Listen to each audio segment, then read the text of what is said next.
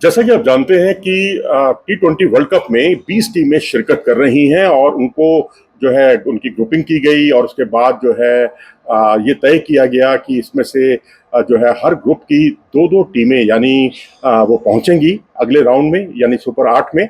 और उसमें जो है भारत के पूल में यदि 5 टीमें हैं तो उसमें से 2 टीमें पहुंचेंगी, यानी हर ग्रुप से दो दो टीमों ने पहुंचना था। और 8 टीमें कुल मिलाकर सुपर 8 में, और उसमें भी 2 ग्रुप बनेंगे 4-4 टीमों के, और उन चार चार टीमों में से दो दो टीमें पहुंचेंगी सेमीफाइनल में। तो ये एक तरह का एक मोटे तौर पर इसका वर्गीकरण आप कह सकते हैं इस T20 वर्ल्ड कप का।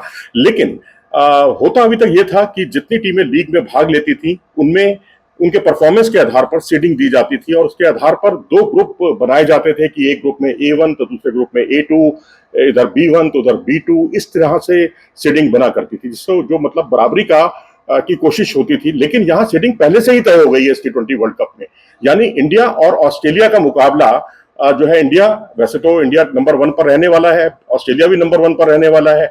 लेकिन यहाँ कायदे से होना यह चाहिए था कि जो भारत का मुकाबला होना चाहिए था जो ऑस्ट्रेलिया के ग्रुप में दूसरे नंबर पर रहने वाली टीम से होना चाहिए था। लेकिन ये पहले से ही तय कर दिया गया था कि इंडिया और ऑस्ट्रेलिया का मुकाबला होगा, और वो 24 तारीख को होगा वेस्ट इंडीज में, क्योंकि वेस्ट इंडीज में ही अब ये सारे मुकाबले आयोजित किए जा रहे हैं सुपर 8 के।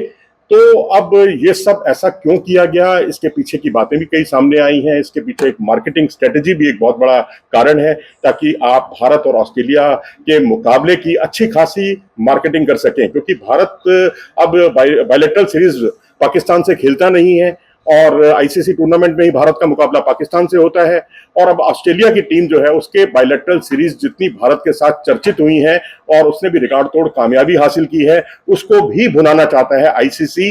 और इसी बात के मद्देनजर ये सब कदम उठाए गए हैं। वैसे पाकिस्तान और भारत की के मुकाबले के बाद दुनिया में सबसे बड़ी राइवलरी ऑस्ट्रेलिया और इंग्लैंड की मानी जाती है। एशेज सीरीज से इनकी प्रतिद्वंदिता जग जाहिर है लंबे समय से चल रही है, और उसके बाद भारत और ऑस्ट्रेलिया को भी अच्छे खासे दर्शक मिलते हैं, और उसकी मार्केटिंग स्ट्रेटेजी आईसीसी बनाकर चल रहा है। और इसी बात को ध्यान में रखते हुए इंडिया चाहे नंबर 1 बनता, चाहे नंबर 2 बनता, ऑस्ट्रेलिया चाहे नंबर 1 बनता, चाहे नंबर 2 बनता, लेकिन इन दोनों का मुकाबला पहले से ही तय कर दिया गया है। यानी सभी टीमें जो है तय कर दी गई। अब आप कहेंगे भाई जिस टीम को आपने पहले से तय कर दिया और अगर वो पहुंच ही ना पाए, अगर वो नहीं पहुंच पाती तो दूसरी टीम को वो अवसर मिलेगा। अगर मान लीजिए फर्ज कीजिए न्यूजीलैंड को ये मौका दिया गया है कि न्यूजीलैंड जो है C1 में रहती है, यानी सी ग्रुप में नंबर 1 पर रहती है, जो कि रहने की अब संभावना नहीं है, तो उस स्थिति में अफगानिस्तान जो दूसरे नंबर पर जो टीम रहेगी उसको नंबर 1 मान लिया जाएगा।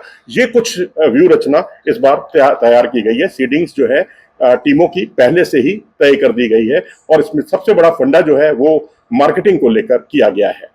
और अपनी राय दें इस बारे में कि क्या ये उचित है, और क्या जो इतना बड़ा तामझाम किया गया 20 टीमें और ग्राउंड भी जो पिचे ड्रॉपिंग पिचे यहाँ पर इस्तेमाल की गई, लेकिन इसका फायदा ये हुआ कि उतना बड़ा अंतर एसोसिएट टीमों और टेस्ट प्लेइंग जो नेशंस हैं उनके बीच में इतना बड़ा अंतर देखने को नहीं मिल पाया। इस बारे में अपनी राय जरूर दें। नमस्कार।